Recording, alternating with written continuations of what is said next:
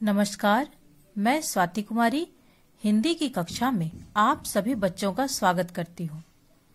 बच्चों, आज की कक्षा में हम सब एक संस्मरण पढ़ेंगे जिसका शीर्षक है मानवीय करुणा की दिव्य चमक। अब आप कहिएगा कि मैम ये संस्मरण क्या है? तो संस्मरण का अर्थ होता है याद करना। इस पाठ के जो लेखक हैं सर्वेश्वर दयाल सक्सेना जी, वो फादर कामिल बुल्के के साथ काफी लंबे समय तक समय बिताए थे। उनके साथ काफी लंबे समय तक उन्होंने रहा था और फादर कामिल बुल्के की मृत्यु हो जाने के बाद वो किस तरह फादर कामिल बुल्के के साथ रहते थे, कैसे उनके दिन बीतते थे, उनके साथ बिताए हुए एक एक पल को उन्होंने याद किया और उसी का निचोड़ एक सार रूप उन्होंने इस संस्मरण में लिखा है। तो जब हम किसी के साथ रहते हैं और उनके साथ बिताए हुए समय को हम याद करते हैं और याद करके फिर हम उनके बारे में लिखते हैं, तो इस तरह की जो रचना होती है वो संस्मरण कहलाती है। क्या कहलाती है? संस्मरण कहलाती है। तो आज हम लोग मानवीय करुणा की दिव्य चमक इस पाठ को पढ़ेंगे। और जैसा कि आप सभी जानते हैं, मैम आप सभी को कोई भी कहानी या कविता, संस्मरण, रेखा चित्र कुछ भी पढ़ाती है तो पहले उस पाठ से संबंधित लेखक या कवि के जीवन से आप सभी को परिचित करवाती है। तो मानवीय करुणा की दिव्य चमक, इस पाठ के लेखक हैं सर्वेश्वर दयाल सक्सेना। पहले हम लोग सर्वेश्वर दयाल सक्सेना जी के जीवन परिचय से परिचित होंगे। देखिए, ये इनकी तस्वीर है और आइए अब हम इनके जीवन परिचय से परिचित होते हैं। जीवन परिचय। सर्वेश्वर दयाल सक्सेना का जन्म उत्तर प्रदेश के बस्ती जिले में सन 1927 में हुआ था। कहाँ हुआ था इनका जन्म? उत्तर प्रदेश के बस्ती जिले में। कब हुआ था? 1927 ईस्वी में। उन्होंने उच्च शिक्षा इलाहाबाद विश्वविद्यालय में प्राप्त की और वे अध्यापक भी रहे। आकाशवाणी में सहायक प्रोड्यूसर के रूप में भी काम किए और पराग पत्रिका में संपादक के रूप में भी काम किए। फिर दीनमान, ये भी एक पत्रिका का नाम है, इसमें वो उप संपादक के रूप में भी कार्य किए। इतने महान लेखक, इनका निधन सन 1938 ईस्वी में हो गया। अब इनकी हम प्रमुख रचनाओं के बारे में जानेंगे। तो इनकी प्रमुख रचनाएं हैं, सबसे पहले तो आप ये जान लीजिए कि सर्वेश्वर दयाल सक्सेना जी बहुमुखी प्रतिभा के ये साहित्यकार थे। इनके अंदर कई तरह की प्रतिभा थी। ये कहानी भी, कविता भी, उपन्यास भी, कई तरह की रचनाएं कर सकते थे।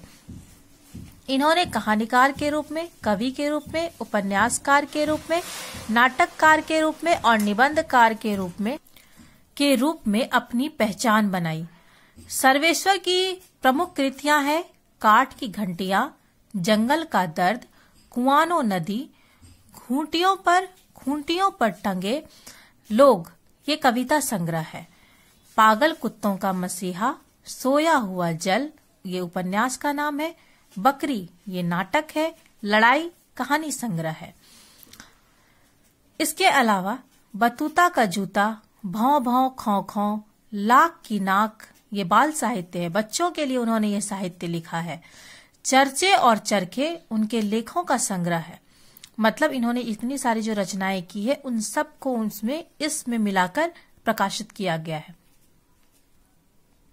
खूंटियों पर टंगे लोग के लिए उन्हें साहित्य अकादमी पुरस्कार से भी सम्मानित किया गया है। इनकी साहित्यिक विशेषताएं क्या है? तो ये मध्यवर्गीय परिवार से थे। मध्यवर्गीय परिवार से इनका संबंध था। तो मध्यवर्गीय परिवार के लोगों में आकांक्षाएं बहुत होती है, वो आगे बढ़ना चाहते हैं, कुछ करना चाहते हैं। वो सब इस लेखक के अंदर थी और यही इनकी पहचान भी है। मध्यवर्गीय जीवन की जो महत्वाकांक्षाएं होती है, जो संघर्ष होता है, उनकी आंखों में जो सपने होते हैं और शोषण के प्रति जो उनका क्रोध होता है, कुंठा, हताशा, इन सब का चित्रण उनके साहित्य में आपको जरूर मिलेगा।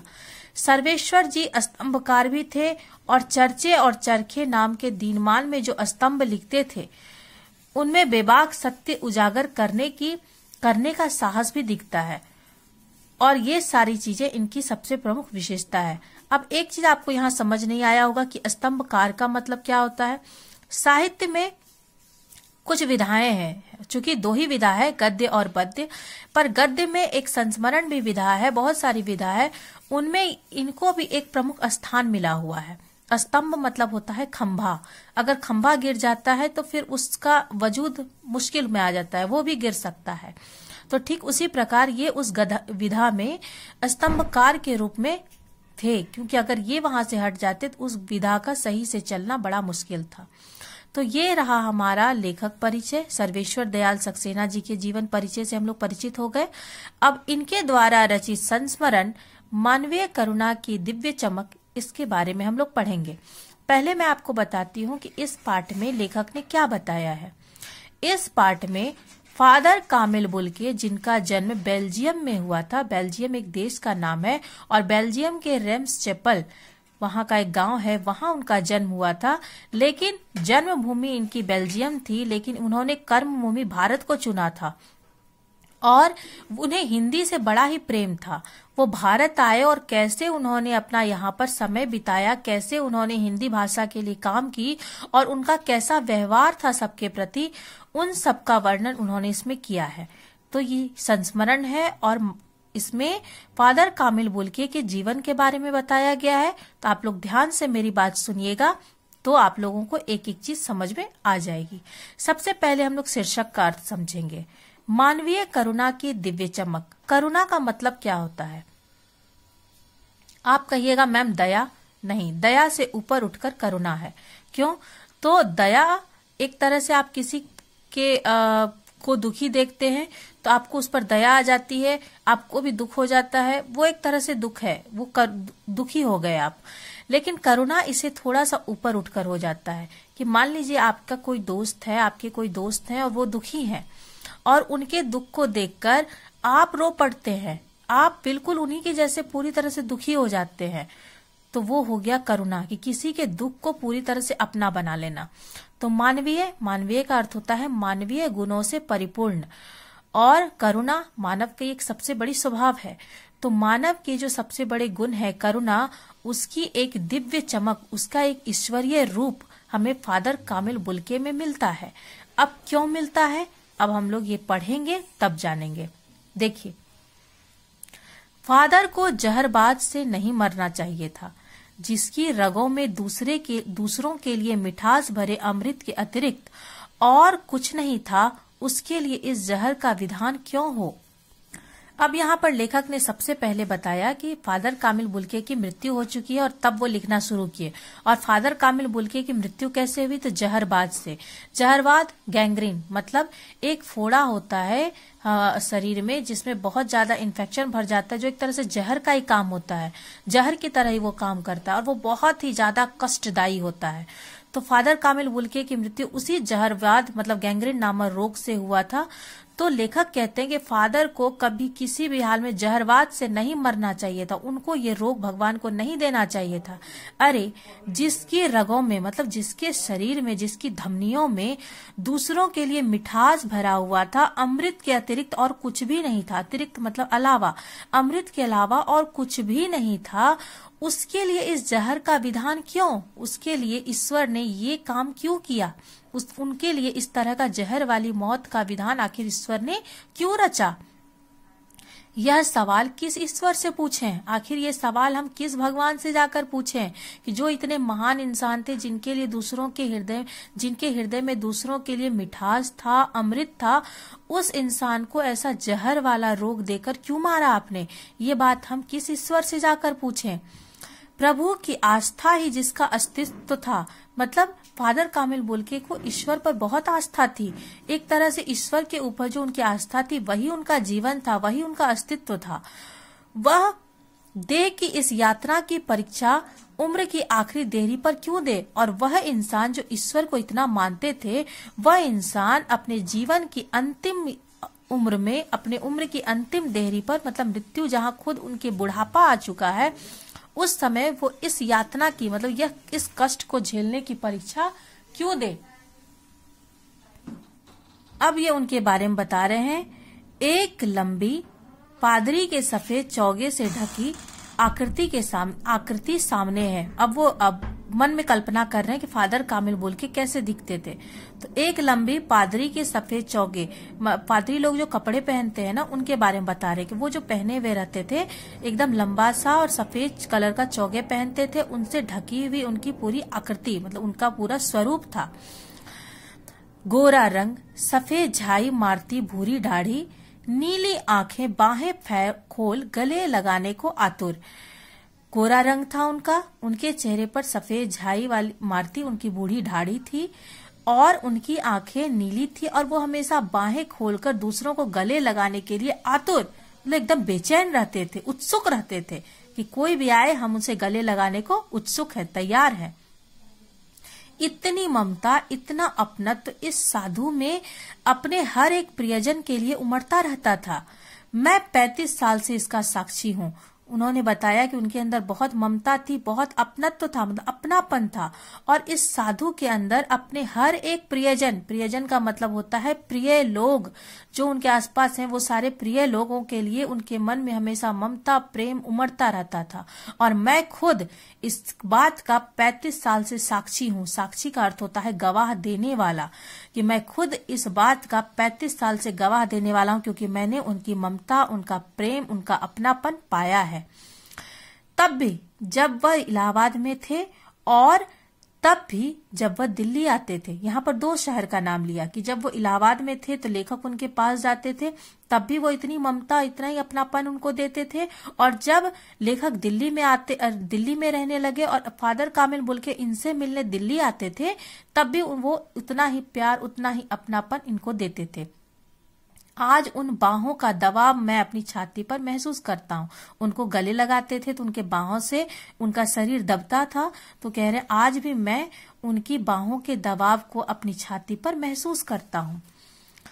फादर को याद करना एक उदास शांत संगीत सुनने जैसा है। सैड सॉन्ग, उदास शांत संगीत मतलब सैड सॉन्ग, वो सुनकर हमारे मन को बड़ी ही शांति मिलती है। तो लेखक बोलते हैं कि फादर को याद करना एक तरह से उदास शांत संगीत को सुनने जैसा जो शांति मिलती है, वैसी ही शांति मुझे मिलती है। उनको देखना करुणा के निर्मल जल में स्नान करने के जैसा था। केवल उनको देख लेने मात्र से हमें ऐसा लगता है जैसे हम प्रेम की नदी में डूब गए। करुणा के निर्मल जल में, निर्मल का अर्थ होता है एकदम पवित्र, जल में स्नान करने जैसा जो सुख होता है, वैसा ही सुख फादर कामिल बुल्के से मिलकर होता था। और उनसे बात करना कर्म के संकल्प से भरना था, और उनसे बात करके मैं इतना मोटिवेट होता था, उतना प्रेरणा मिलती थी मुझे कि मुझे कर्म करने के लिए एक संकल्प मेरे अंदर आ जाता था कि मैं ये काम जरूर करूंगा, करूंगा तो करूंगा। मुझे परिमल के वे दिन याद आते हैं जब हम सब एक पारिवारिक रिश्ते में बंधे जैसे थे, जिसके बड़े फादर कामिल बुल्के थे। लेखक बोलते हैं कि मुझे अब परिमल के वे दिन याद आते हैं। परिमल क्या होता है? तो पहले के समय में साहित्य में युवाओं की बड़ी रुचि होती थी, तो युवा लोग एक अपना ग्रुप बना लेते थे और उस ग्रुप में साहित्य पर विचार विमर्श किया जाता था कि कैसे साहित्य का विकास हो, साहित्य में क्या करना है, क्या नहीं करना है। तो उसको संगोष्ठी को, उस ग्रुप को परिमल कहा जाता था। परिमल जिसमें साहित्य पर विचार विमर्श किया जाता था। तो कह रहे हैं लेखक कि मुझे परिमल के वे दिन याद आते हैं। मुझे वो युवाओं के वो उस ग्रुप में जहां हम साहित्य पर विचार करते थे, मुझे वो दिन याद आता है जब हम सब एक पारिवारिक रिश्तों में बंधे जैसे थे। अब वो सारे युवा थे, एक साथ मिलकर साहित्य पर काम करते थे, तो एक तरह से उनमें पारिवारिक रिश्ता जैसा ही बंध गया था। और जिसके बड़े कौन थे? तो फादर कामिल बुल्के थे, वो उनके हेड थे, वो उनको विचार विमर्श करते थे। तो फादर कामिल बुल्के उनके साथ मिलकर एक एक विचार पर खुद अपने भी विचार देते थे, उनको सही गलत सब बताते थे।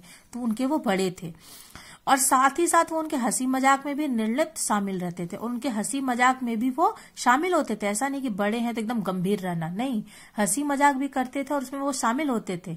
हमारी गोष्ठियों में वो गंभीर बहस करते, हमारी रचनाओं पर बेबाक राय और सुझाव देते और हमारे घरों के किसी भी उत्सव और संस्कार में वह बड़े भाई और पुरोहित जैसे खड़े हो हमें अपने आशीषों से भर देते थे। लेखक ने क्या बताया कि हमारी जो गोष्ठियां होती थी, हमारा जो सम्मेलन होता था, मीटिंग होती थी, उसमें वो एकदम गंभीर बहस करते थे और लेखक लोग जो अपनी रचना करते थे उसमें वो बेबाक राय देते थे। बेबाक का अर्थ होता है निडर। वो अपनी एकदम निडर राय देते थे कि यहाँ ये गलत है, यहाँ ये सही है, यहाँ ये गलत है, यहाँ ये सही होना चाहिए। बिल्कुल निडर रूप से वो अपनी राय भी देते, सुझाव भी देते थे। और साथ ही साथ इन लोगों के घरों में अगर किसी प्रकार का उत्सव संस्कार होता था तो वहां वो एकदम बड़े भाई के जैसे, एकदम पुरोहित के जैसे जाकर खड़े हो जाते थे और उन सबको अपने आशीषों से, अपने आशीर्वाद से भर देते थे। अब यहाँ पर एक अपने घर के एक उत्सव का इन्होंने, लेखक ने वर्णन किया है। लेखक कौन? सर्वेश्वर दयाल सक्सेना जी।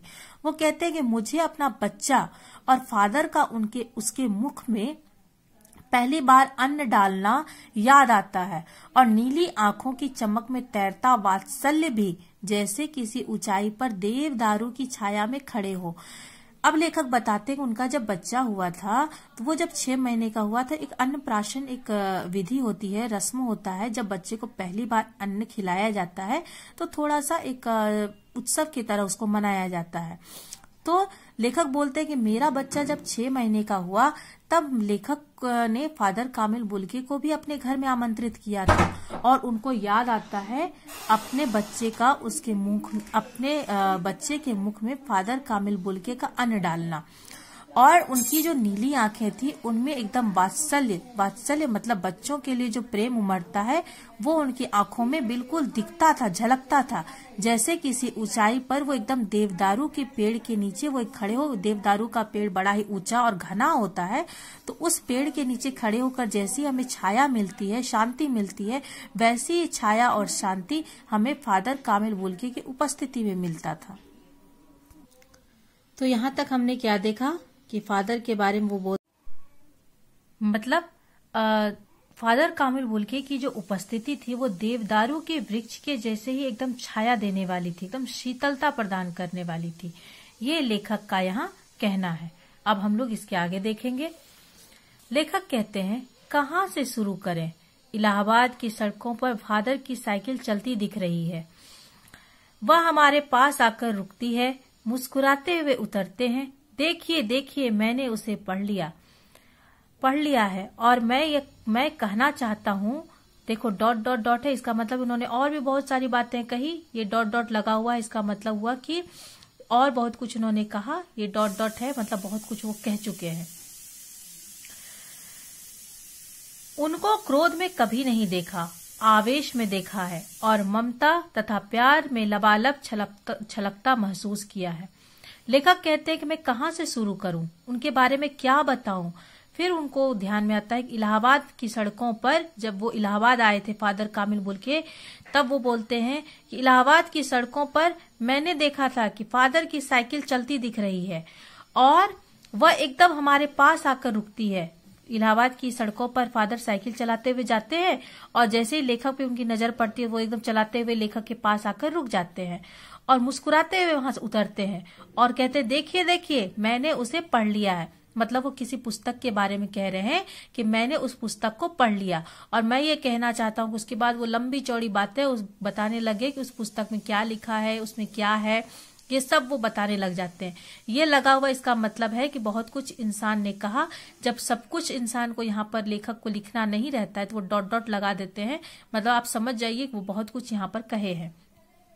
फिर लेखक बताते हैं कि उन्होंने कभी भी क्रोध में नहीं देखा। किनको? फादर कामिल बुल्के को। उनको कभी भी उन्होंने क्रोध में नहीं देखा, आवेश में देखा है। आवेश का अर्थ होता है जोश। क्रोध जो हमें सोचने समझने की शक्ति नहीं देता है, खत्म कर देता है, और आवेश का अर्थ होता है जोश, जो हमें जोश जगाता है कि हम कुछ करें। उनके अंदर जोश था पर क्रोध नहीं था। और ममता और प्यार में उनका लबालब छलकता हुआ उनका चेहरा हमेशा उन्होंने महसूस किया है। अक्सर उन्हें देखकर लगता है कि बेल्जियम में इंजीनियरिंग के अंतिम वर्ष में पहुंचकर उनके मन में सन्यासी बनने की इच्छा कैसे जाग गई, जबकि घर भरा पूरा था। 2 भाई, 1 बहन, माँ, पिता सभी थे। एक बार लेखक मन में सोचते हैं, अक्सर वो सोचते रहते थे कि बेल्जियम में जब ये थे और इंजीनियरिंग की पढ़ाई कर रहे थे तो अंतिम वर्ष में पहुंचकर भी इनके मन में आखिर सन्यासी बनने की इच्छा कैसे जग गई। जबकि इनका घर तो पूरा भरा पूरा था। सन्यासी अक्सर वो लोग बनते हैं जिनके घर में कोई अच्छा माहौल नहीं रहता है, जिनके घर में कोई अच्छा वो एकदम विरक्ति सा महसूस करते हैं, अकेलापन सा महसूस करते हैं, तो वैसे लोग सन्यासी बनने चल जाते हैं। लेकिन इनका घर तो पूरा भरा पूरा था। 2 भाई था, 1 बहन थी, माँ थे, पिता थी, सभी थे। फिर इनके मन में सन्यासी बनने की इच्छा क्यों जगी? फिर लेखक एक बार फादर कामिल बुल्के को पूछते हैं। क्या पूछते हैं? आपको अपने देश की याद आती है? लेखक पूछ रहे हैं कामिल बुल्के से कि आपको अपने देश की कभी याद आती है? तो वो जवाब देते हैं, मेरा देश तो अब भारत है। तो फिर लेखक पूछते हैं, मैं जन्मभूमि की पूछ रहा हूँ। तो फिर कामिल बुल्के कहते हैं, हाँ आती है, बहुत सुंदर है मेरी जन्मभूमि रेम्स चैपल। बेल्जियम में जो एक स्थान है रेम्स चैपल, वहां इनका जन्म हुआ था। तो वो कह रहे हैं कि मेरी जन्मभूमि रेम्स चैपल वो बहुत ही सुंदर है। और वो पूछते हैं, घर में किसी की याद? लेखक पूछ रहे हैं। तो कामिल बुल्के जवाब देते हैं, माँ की याद आती है, बहुत याद आती है। फिर अक्सर माँ की स्मृति में डूब जाते हैं। स्मृति मतलब याद। वो अक्सर अपनी माँ को याद करते हुए बिल्कुल खो से जाते हैं। उनकी माँ की चिट्ठियां अक्सर उनके पास आती थी। अपने अभिन्न मित्र डॉक्टर रघुवंश को वह उन चिट्ठियों को दिखाते थे। पिता और भाइयों के लिए बहुत लगाव मन में नहीं था। पिता व्यवसायी थे, एक भाई वहीं पादरी हो गया है, एक भाई काम करता है, उसका परिवार है। बहन सख्त और जिद्दी थी, बहुत देर से उसने शादी की। फादर को एक आध बार उसकी शादी की चिंता व्यक्त करते उन दिनों देखा था। भारत में बस जाने के बाद 2 या 3 बार वे अपने परिवार से मिलने भारत से बेल्जियम गए थे। यहाँ लेखक ने क्या बताया कि उनकी जो माँ थी वो अक्सर चिट्ठियां भेजा करती थी। उनकी माँ की चिट्ठियां अक्सर आती थी और वो उन चिट्ठियों को उनके एकदम अभिन्न मित्र जो कि उनके साथ हमेशा रहते थे कामिल बुल्के के साथ, वो थे डॉक्टर रघुवंश, और उनको वो अपनी चिट्ठियां वो दिखाते थे जो उनकी माँ ने भेजा करती थी। पिता और भाई के लिए कोई विशेष लगाव इनके मन में नहीं था। पिता व्यवसायी थे, मतलब बिजनेसमैन, और उनके एक भाई पादरी हो गए थे। तो जो पादरी हो जाते हैं वो शादी नहीं करते हैं, और दूसरा भाई थे वो कुछ काम करते थे, तो उनकी शादी हुई थी, उनका परिवार था। और इनकी जो बहन थी वो बड़ी ही सख्त और बहुत ही जिद्दी स्वभाव की थी। उसने बहुत ही देर से शादी की और उनकी शादी को लेकर फादर कामिल बुल्के बड़े ही चिंतित रहते थे, और कई बार उन्होंने अपने अच्छे जानने वालों के सामने अपनी चिंता व्यक्त भी किया था। भारत में जब वो बस गए, कौन? कामिल बुल्के, जब वो बस गए थे तो उसके बाद वो 2-3 बार बेल्जियम गए थे अपने परिवार से मिलने के लिए। लेकिन मैं तो सन्यासी हूँ, लेकिन वो कहते हैं कि मैं तो अब सन्यासी हूँ, अब मैं सन्यास बन चुका, अब मेरा परिवार से कोई लेना देना नहीं। अब आप छोड़कर क्यों चले गए, क्यों चले आए? देखो यहाँ पर लेखक ने उनसे प्रश्न पूछा कि आप जो है अपना परिवार, अपना देश, सब कुछ छोड़कर क्यों चले आए? तो फादर कामिल बुल्के जवाब देते हैं कि लेकिन अब तो मैं सन्यासी हूँ, कि अब मैं सन्यासी बन चुका हूँ, तो मेरा परिवार, घर, इन सब से अब कोई नाता नहीं है। प्रभु की इच्छा थी। वह बालकों की इसी सरलता से मुस्कुराते हुए कहते हैं, और साथ में कहते हैं कि ये प्रभु की इच्छा थी। मैं अपना देश छोड़कर यहाँ आया, सन्यासी बना, ये सब कुछ प्रभु की इच्छा थी। और ये जवाब वो एकदम बालक के, बच्चों के जैसे एकदम सरल सा स्वभाव बनाकर मुस्कुराते हुए जवाब देते थे। माँ ने बचपन में घोषित कर दिया था कि यह लड़का तो हाथ से गया, और सचमुच इंजीनियरिंग के अंतिम वर्ष में पढ़ाई छोड़ फादर कामिल बुल्के सन्यासी होने जब धर्मगुरु के पास गए और कहा कि मैं सन्यास लेना चाहता हूँ, और एक शर्त रखी, सन्यास लेते समय सन्यास चाहने वाला एक शर्त रख सकता है। तो उन्होंने क्या शर्त रखी कि मैं भारत जाऊंगा। जब फादर कामिल बुल्के इंजीनियरिंग के अंतिम वर्ष में पहुंचे तो इनके मन में सन्यासी बनने की इच्छा जगी, और इसके लिए जब वे धर्मगुरु के पास गए तो उस समय सन्यास लेने की बात इन्होंने कही। तो उस सन्यास लेते समय जो सन्यास लेने वाला होता है वो एक शर्त रख सकता है। तो शर्त इन्होंने क्या रखा कि मैं भारत जाऊंगा। यहाँ तक मुझे लगता है आप लोगों को समझ में आ गया होगा। अब हम लोग इसके आगे देखेंगे। भारत जाने की बात क्यों उठी, आखिर उनके मन में भारत जाने की बात क्यों उठी, ये वो बोलते हैं नहीं जानता, बस मन में था। कहते हैं ये मेरे मन में क्यों आया ये मैं नहीं जानता, बस मन में था। उनकी शर्त मान ली गई और वे भारत आ गए। पहले जिसेट संघ में 2 साल पादरियों के बीच धर्माचार की पढ़ाई की, फिर 9-10 वर्ष दार्जिलिंग में पढ़ते रहे। कलकत्ता से बीए किया और फिर इलाहाबाद से एमए। अब ये इन्होंने बताया कि मेरे मन में भारत जाने की इच्छा क्यों आई ये मुझे नहीं पता, बस मन में था तो मैं चले आई और उनकी शर्त मान भी ले गई। और उसके बाद वो जिसेट संघ, जहां पर धर्म की पढ़ाई होती है, क्रिश्चियन धर्म की, वहां पर उन्होंने 2 साल तक धर्माचार मतलब धर्म से संबंधित आचार व्यवहार की उन्होंने पढ़ाई की। कहाँ? किनके बीच? पादरियों के बीच रहकर। और 9-10 वर्ष वो इंजीनियरिंग दार्जिलिंग में रहते रहे, दार्जिलिंग में पढ़ते रहे। फिर कलकत्ता से उन्होंने बीए किया और फिर इलाहाबाद से उन्होंने एमए किया। अब उनका एक नया कथा सामने आया कि उन दिनों डॉक्टर धीरेन्द्र वर्मा हिंदी विभाग के अध्यक्ष थे। शोध प्रबंध प्रयाग विश्वविद्यालय के हिंदी विभाग में रहकर 1950 में पूरा किया। कथा क्या था? उनकी जो रचना थी वो क्या था? तो राम कथा उत्पत्ति और विकास। उन्होंने एक कहानी लिखी, राम कथा पर उन्होंने एक शोध प्रबंध लिखा और उसका शीर्षक था राम कथा उत्पत्ति और विकास। और इसी रचना के आधार पे कहा जाता है कि जब तक राम कथा है, राम की कथा है, तब तक कामिल बुल्के का नाम अमर रहेगा। डॉक्टर धीरेन्द्र वर्मा के सहयोग में, उनके निर्देशन में उन्होंने पीएचडी किया। इसके पीछे एक कहानी भी है कि ये गए थे माता प्रसाद गुप्त के पास कि मैं पीएचडी करना चाहता हूं, आप अपने अंडर में मुझे करवाइए। तो माता प्रसाद गुप्त उनसे पूछे कि आप किस टॉपिक पर करना चाहते हैं? तो उन्होंने कहा राम कथा पर। तो माता प्रसाद गुप्त ने कहा कि आप इसके लिए अच्छा होगा आप धीरेन्द्र वर्मा के पास चले जाइए, क्योंकि मैं आपको राह तब दिखाऊंगा जब मुझे उस राह का खुद ज्ञान होगा। मुझे राम कथा का खुद कुछ ज्यादा ज्ञान नहीं है, तो मैं आपको कैसे राह दिखा सकता हूँ। आप इसके लिए धीरेन्द्र वर्मा के पास चले जाइए। फादर कामिल बुल्के इनके पास आए तो इन्होंने कहा मेरे पास अभी सीट खाली नहीं है। तो कामिल बुल्के ने कहा मैं इंतजार कर लूंगा। फिर धीरेन्द्र वर्मा के पास सीट खाली हुई तो उन्होंने कामिल बुल्के का अपने पास एडमिशन करवाया। इनके अंदर में वो पीएचडी किए और पीएचडी करने के बाद उनका जो टॉपिक था राम कथा, उस पर उन्होंने अपना एक शोध प्रबंध लिखा जिसका शीर्षक था राम कथा उत्पत्ति और विकास। ये बहुत ही सुंदर पुस्तक है राम कथा पर। फिर परिमल में उसके अध्याय भी पढ़े गए। किसके? ये राम कथा उत्पत्ति और विकास का, इसके अध्याय भी पढ़े गए। फादर ने मातरलिंग के प्रसिद्ध नाटक ब्लू बर्ड का रूपांतरण भी किया नील पंछी के नाम से। मातरलिंग एक लेखक हैं, उनकी जो रचना है ब्लू बर्ड, उसका उन्होंने रूपांतरण किया, मतलब अनुवाद किया नील पंछी इस शीर्षक से। बाद में वह सेंट जेवियर्स कॉलेज रांची में हिंदी तथा संस्कृत विभाग के विभागाध्यक्ष हो गए और यहीं उन्होंने अपना प्रसिद्ध अंग्रेजी हिंदी कोश तैयार किया और बाइबल का अनुवाद भी किया और वहीं बीमार पड़े और पटना आ गए। दिल्ली आए और चले गए 47 वर्ष देश में रहकर और 73 वर्ष की जिंदगी जीकर। ये उन्होंने उनके मृत्यु की सूचना दे दी कि वो रांची में सेंट जेवियर्स कॉलेज में भी आकर उन्होंने हिंदी में रांची सेंट जेवियर्स कॉलेज का जो हिंदी विभाग है उसमें वो विभागाध्यक्ष रहे। कितनी बड़ी बात है, संस्कृत हिंदी दोनों विभाग के वो विभागाध्यक्ष रहे। और ये कितनी बड़ी बात है कि विदेशी हमारे देश में आकर इतने बड़े कॉलेज का वो विभागाध्यक्ष बने, एचओडी बने, हेड ऑफ डिपार्टमेंट।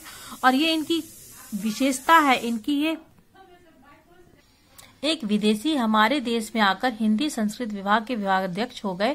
ये उनकी सबसे बड़ी विशेषता है, उनकी खूबी है। और यही उन्होंने अपना प्रसिद्ध हिंदी अंग्रेजी हिंदी कोश मतलब डिक्शनरी वो उन्होंने तैयार किया। बाइबल का अनुवाद भी किए और फिर यहीं वो बीमार पड़े, पटना आए, दिल्ली आए और फिर चल दिए। कहाँ चले गए? इस दुनिया से वो चले गए। इस देश में रहे और 73 वर्ष की जिंदगी जीकर वो इस दुनिया को अलविदा कहकर चले गए। फादर बुल्के संकल्प से सन्यासी थे, मतलब वो दृढ़ संकल्प से सन्यासी थे। कोई स्वभाव से सन्यासी नहीं थे कि मतलब वन में रहना, तपस्या करना, एकांत जीवन जीना, ऐसा नहीं। वो सिर्फ संकल्प से सन्यासी थे। कभी कभी लगता है कि वह मन से सन्यासी नहीं थे, रिश्ता बनाते थे तो तोड़ते नहीं थे। 10 साल बाद मिलने के बाद भी उसकी गंध महसूस होती थी। वह जब भी दिल्ली आते जरूर मिलते, खोज कर, समय निकाल कर, गर्मी सर्दी बरसात झेल कर मिलते, चाहे 2 मिनट के लिए ही सही। लेखक क्या बोलते हैं कि उनको देखकर लगता था कि ये मन से सन्यासी नहीं है। क्यों? क्योंकि ये जब रिश्ता बनाते थे तो कभी भी तोड़ते नहीं थे। 10 साल के बाद भी कोई उनसे मिलता था तो वही पुराने तरीके से वो मिलते थे।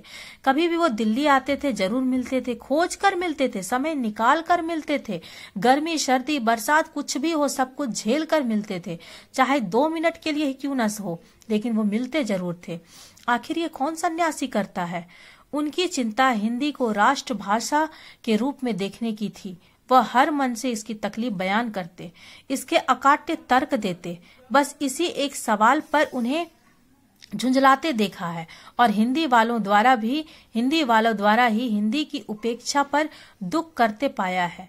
घर परिवार के बारे में, निजी दुख तकलीफ के बारे में पूछना उनका स्वभाव था और बड़े से बड़े दुख में उनके मुख से सांत्वना के जादू भरे शब्द सुनना एक ऐसी रोशनी से भर देता था जो किसी गहरी तपस्या से जन्मती है। लेखक ने क्या बताया कि नई बात कि हिंदी विषय को लेकर, हिंदी भाषा को लेकर उनके मन में बड़ी चिंता थी। वो हिंदी भाषा को राष्ट्रभाषा के रूप में देखना चाहते थे और जब भी उन्हें किसी मंच पर बोलने का मौका मिलता था तो अपनी वो तकलीफ जरूर बोलते, ये तकलीफ का बयान वो जरूर करते थे। और हिंदी को राष्ट्रभाषा क्यों होना चाहिए इसके लिए वो अकाट्य तर्क, मतलब ऐसा तैसा तर्क देते थे जिसे कोई काट ना सके। और इसी एक बात पर उन्होंने झुंझलाते देखा, मतलब थोड़ा सा खींच प्रकट करते देखा, क्योंकि पहले लेखक ने बताया कि उनके अंदर क्रोध नहीं था और यही एक बात थी जहां पर वो देखते थे कि हिंदी भाषियों के द्वारा ही हिंदी का अपमान किया जाता है, हिंदी की उपेक्षा की जाती है। इस बात पर उनको गुस्सा आ जाता था। हिंदी वालों द्वारा हिंदी की उपेक्षा करते देखते थे तो वो एकदम दुखी हो जाते थे। और घर परिवार के बारे में, निजी दुख तकलीफ जो किसी की होती थी उनके बारे में पूछना तो उनका स्वभाव था। बड़े से बड़े दुख में उनके मुंह से जो सांत्वना, मतलब दिलासा वाले शब्द निकलते थे वह ऐसे जादू वाले शब्द थे कि उनको सुनना एक दिव्य रोशनी से भर देता था। एक ऐसी शांति मिलती थी, ऐसी सुख मिलती थी। वो सुख किसी गहरी तपस्या से ही जन्मती है, जैसा इनके एक लाइन, एक मुख से निकली हुई बातों को सुनकर मिलता है। हर मौत दिखाती है जीवन को नई राह। मुझे अपनी पत्नी और पुत्र की मृत्यु याद आ रही है और फादर की शब्दों से झरती विरल शांति भी। लेखक की पत्नी और पुत्र की मृत्यु हो गई और उनके मृत्यु के बाद फादर कामिल बुल्के ने उनसे कहा कि आप दुखी मत होइए, क्योंकि हर मौत हमें अपने जीवन की एक नई राह दिखाती है। ये बात उन्होंने कहा और साथ ही फादर कामिल बुल्के के मुंह से जो शब्द निकलते हैं वो एकदम झरती हुई झरने के से जो एक विरल शांति, अद्भुत शांति मिलती है, वो उनको हमेशा महसूस होता था। अब देखो, आज वह नहीं है, दिल्ली में बीमार रहे, पता नहीं चला। बाहें खोलकर इस बार उन्होंने गले नहीं लगाया। जब देखा तब वे बाहें दोनों हाथों की सूजी उंगलियों को उलझाए ताबूत में जिस्म पर पड़ी थी। अब यहाँ पर लेखक ने उनकी मृत्यु का वर्णन कर दिया कि उनकी मृत्यु हो चुकी। वह कह रहे हैं आज वह नहीं है, मतलब आज वो इस दुनिया में नहीं है। दिल्ली में वो बीमार रहे और पता ही नहीं चला कि कब उनकी मृत्यु हो गई। जब लेखक ने उनको देखा था तो बाहें खोलकर इस बार उन्होंने गले नहीं लगाया। मृत्यु हो गई, वो तो शब्द के रूप में लेट गए, तो वो बाहें कैसे लगाएंगे, कैसे गले लगाएंगे। और जब लेखक ने देखा फादर कामिल बुल्के को तो उनकी दोनों बाहों की जो उंगलियां थी वो एकदम सूजी हुई थी और वो एकदम ताबूत में उनकी जिस्म पड़ी हुई थी और जो शांति बरसती थी उनके चेहरे पर स्थिर थी। जो उनके चेहरे पर से एक शांति हमेशा बरसती रहती थी, स्थिर रहती थी, तरलता जम गई, उस पर एकदम ठंडक सी जम गई थी। वह 18 अगस्त 1982 की सुबह 10 बजे का समय था। उनकी मृत्यु 18 अगस्त 1982 की सुबह का उन्होंने वर्णन किया कि जब मैंने उनको देखा तो वो ताबूत में लेटे हुए थे और उनका चेहरा एकदम ठंडा पड़ चुका था। दिल्ली में कश्मीरी गेट के निकलसन कब्रगाह में उनका ताबूत एक छोटी सी नीली गाड़ी में से उतारा गया। कुछ पादरी, रघुवंश जी का बेटा और उनके परिजन राजेश्वर सिंह उसे उतार रहे थे। उनकी मृत्यु हुई थी और उनको कहाँ ले गया? कश्मीर गेट में निकलसन कब्रगाह में उनका ताबूत एक छोटी सी नीली गाड़ी में से उनको ले जाया गया था। उस नीली गाड़ी से उनको कब्रगाह में ले गया और वहां उनकी गाड़ी से उनकी ताबूत को उतारा गया। उतारने में कौन थे? कुछ पादरी थे और डॉक्टर रघुवंश जो उनके अभिन्न मित्र थे, वो उनका बेटा और उनके परिजन राजेश्वर सिंह, मतलब इनका रघुवंश जी का ही परिजन, वो सब वहां पर थे और उनको उतार रहे थे। फिर उसे उठाकर एक लंबी संकरी उदास पेड़ों की घनी छांव वाली सड़क से कब्रगाह के आखिरी छोर तक ले जाया गया, जहां धरती की गोद में सुलाने के लिए कब्र अवाक मुंह खोले लेटी थी। ऊपर करील के घनी छां थी और चारों ओर कब्र और तेज धूप के वृत्त। लेखक बोलते हैं कि उनको अंदर सब कोई मिलकर लेकर गए और कब्र के आखिरी छो में, और धरती के गोद में सुलाने के लिए कब्र को कोड़ कर रखा गया था, तो कब्र की मुंह खुले हुए थे। और ऊपर करील मतलब एक झाड़ी, कटीली झाड़ी वाला पेड़, उसकी पूरी घनी छां थी। चारों ओर से वो पेड़ थे तो उसके चारों ओर छाया थी, लेकिन वो जब कटीली है तो उसे छाया तो पूरा मिलेगी नहीं। और चारों ओर कब्र और तेज धूप, चारों ओर कब्र थे और बीच में धूप के तेज वृत्त मतलब होता है गोल। चारों तरफ कटीली झाड़ियां थी तो चारों तरफ छाया था, लेकिन बीच में तो एकदम खाली था ना, तो ऊपर धूप के पूरे गोल वृत्त बन रहे थे, धूप बीच में पड़ रहे थे। जनेन्द्र कुमार, विजेंद्र स्नातक, अजीत कुमार, डॉक्टर निर्मला जैन और मसीही समुदाय के लोग, पादरीगण, उनके बीच में गैरिक वसन पहने इलाहाबाद के प्रसिद्ध विज्ञान शिक्षक डॉक्टर सत्यप्रकाश और डॉक्टर रघुवंश भी, जो अकेले उस संकरी सड़क की ठंडी उदासी में बहुत पहले से खामोश दुख के किन्हीं अपरिचित आहटों से दबे हुए थे, सिमट आए थे कब्र के चारों तरफ। अब यहाँ पर लेखक ने उन सारे नाम गिनाए, जनेन्द्र कुमार, विजेंद्र स्नातक, ये सब लेखक हैं। अजीत कुमार, डॉक्टर निर्मला जैन, मसीही समुदाय के कुछ लोग, पादरीगण, ये सब वहां पर गैरिक वसन मतलब वो जो साधुओं के गोरवा रंग के वस्त्र जो होते हैं, वो उन्होंने जो पहनते हैं गेरुआ रंग के वस्त्र, वो लोग जो पहनते हैं वो पहनकर वो एकदम उनके आसपास खड़े थे। ठंडी उदासी में बहुत पहले से खामोश दुख के किन्हीं अपरिचित आहटों से दबे हुए थे। वो पहले से ही वहां पर मौजूद थे और एकदम खामोश से वहां पर खड़े थे। सिमट आए थे कब्र के चारों तरफ, वो सारे लोग एकदम चारों तरफ, कब्र के चारों तरफ खड़े थे। फादर की देह पहले कब्र के ऊपर लिटाई गई, मसीही विधि से अंतिम संस्कार हुआ। रांची के फादर पास्कल तोयना के द्वारा उनके जो शरीर है उन्हें पहले कब्र में लेटाया गया, फिर मसीही विधि से उनका अंतिम संस्कार किया गया, और रांची के फादर पास्कल तोयना के द्वारा उनका अंतिम विधि, जो अंतिम संस्कार की विधि होती है, वो इनके द्वारा हुआ। उन्होंने हिंदी में मसीही विधि से प्रार्थना की। फिर सेंट जेवियर्स के रेक्टर फादर पास्कल ने उनके जीवन और कर्म पर श्रद्धांजलि अर्पित करते हुए कहा, फादर बुल्के धरती में जा रहे हैं। जब उनको अंतिम विधि से अंतिम यात्रा के लिए अंतिम उनका विधि हो रहा था, तब वहां पर सेंट जेवियर्स के रेक्टर फादर पास्कल ने उनके जीवन और कर्म पर श्रद्धांजलि अर्पित करते हुए कहा कि बुल्के जो हैं अब धरती में जा रहे हैं। इस धरती से ऐसे रत्न और पैदा हो। ये कौन बोले? फादर पास्कल बोले। डॉक्टर सत्यप्रकाश ने भी अपनी श्रद्धांजलि में उनके अनुकरणीय जीवन को नमन किया और फिर देह कब्र में उतार दिया। डॉक्टर सत्यप्रकाश उनके मित्र हैं और उन्होंने अपनी श्रद्धांजलि में उनके जीवन का अनुकरणीय मतलब होता है हूबहू नकल करना, उनके पूरे जीवन में जैसे वो रहे उन सबको उन्होंने याद करते हुए नमन किया और फिर देह को कब्र पे लिटा दिया गया। मैं नहीं जानता इस सन्यासी ने कभी सोचा था या नहीं कि उनकी मृत्यु पर कोई रोएगा, लेकिन उस क्षण रोने वालों की कमी नहीं थी। नम आंखों को गिनना स्याही फैलाना है। इस तरह हमारे बीच से वह चला गया जो हमें से सबसे अधिक छायादार फल फूल गंध से भरा और सबसे अलग सबका होकर सबसे ऊंचाई पर मानवीय करुणा की दिव्य चमक में लहलहाता खड़ा है, जिसकी स्मृति हम सबके मन में जो उनके निकट थे किसी यज्ञ की पवित्र आग की आंच की तरह आजीवन बनी रहेगी। मैं उस पवित्र ज्योति की याद में श्रद्धान्वित हूँ। अब यहाँ पर लेखक कहते हैं कि मैं नहीं जानता कि इस सन्यासी ने मतलब कामिल बुल्के ने कभी मन में सोचा भी था कि उनकी जब मृत्यु होगी तो कोई उनकी मृत्यु पर रोएगा या नहीं, लेकिन जब उनकी मृत्यु हुई उस क्षण रोने वालों की कोई कमी नहीं थी और इतने रोने वाले थे कि उन आंखों को गिनना एक तरह से स्याही फैलाना, मतलब स्याही को बर्बाद करना होगा, नहीं कर सकते, उनकी संख्या हम नहीं गिन सकते हैं।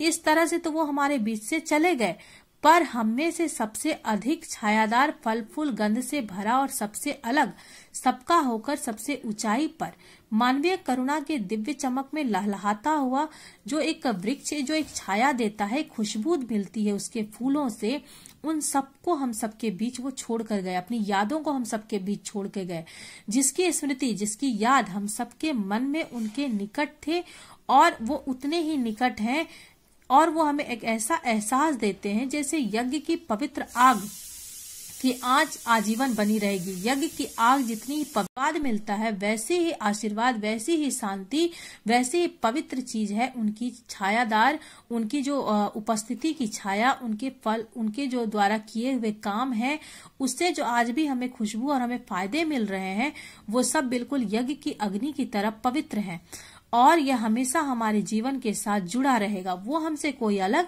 नहीं कर सकता। मैं उस पवित्र ज्योति की याद में श्रद्धान्वित हूँ। और इस संस्मरण को अंत करते हुए वो बोलते हैं कि मैं उस पवित्र ज्योति मतलब फादर कामिल बुल्के की जो जीवन की याद है, जो उनकी पवित्र ज्योति है, उसे ये मैं याद करते हुए श्रद्धान्वित हूँ, मतलब उनके श्रद्धा में अपने सिर को नमन करता हूँ, उनको नीचे करता हूँ और उनको मैं प्रणाम करता हूँ। ये पाठ यहाँ समाप्त हुआ।